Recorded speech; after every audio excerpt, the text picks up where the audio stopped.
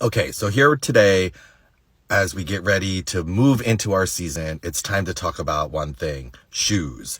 Yes, I know it's an exciting topic for the marching band world to talk about shoes, but apparently it is because everybody's been nonstop talking about it on social media. What shoe should I get? Where should I get it from? How do I size them? All of those questions are being thrown out on social media constantly, so I decided to come here and give as much advice as I can.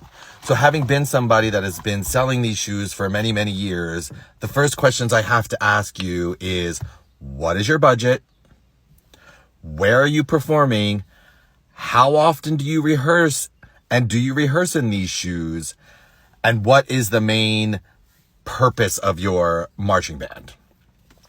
In other words, do you need a parade shoe because you're on gravel all the time? Do you need a competitive shoe that, mind you, is only going to last so long? These shoes are $35 to $40. They're not meant to last for more than a year or a season or so, unless you're maybe just doing parades in them and you only put them on for those moments in the parade.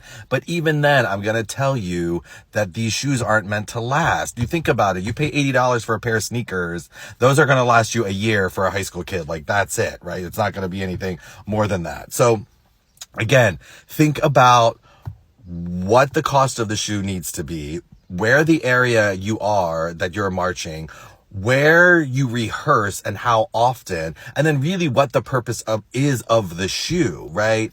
There are tons of shoes out there for competitive bands that aren't going to be right for parade bands.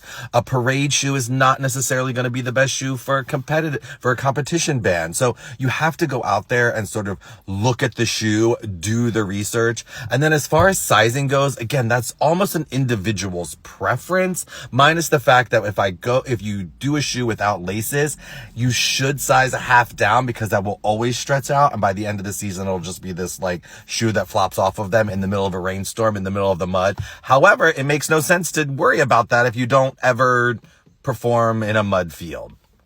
So again, take into consideration the purpose of the item that you're using it for and the money you need to spend on it, and then get the right shoe.